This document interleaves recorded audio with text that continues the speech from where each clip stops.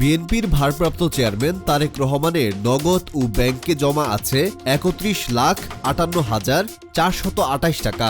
স্ত্রী জুবাইদা রহমানের কাছে ৬৬,৫৪,৭৪৭ টাকা।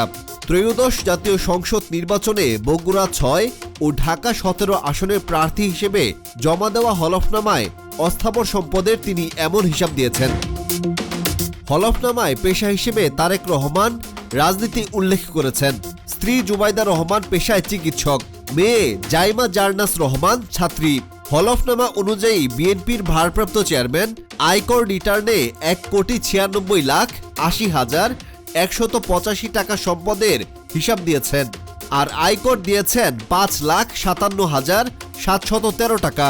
দেশে বিদেশে আয়ের উৎসে দেখিয়েছেন বাড়ি, অ্যাপার্টমেন্ট ও বাণিজ্যিক স্থান নেই। শেয়ার, বন্ড, সঞ্চয়পত্র, ব্যাংক আমানত থেকে বছরে আয় করেন ৬,৭৬,৩৫৩ টাকা।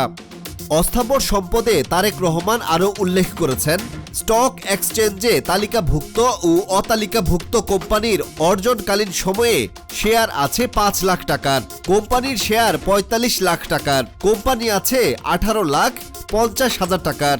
তারেক রহমানের ব্যাংকে নিজ নামে ৯০,২৪,৩০৭ টাকার এফডিআর, সঞ্চয়ী আমানত ২০,০০০ ও অন্যান্য আমানত আছে ১ লাখ টাকার।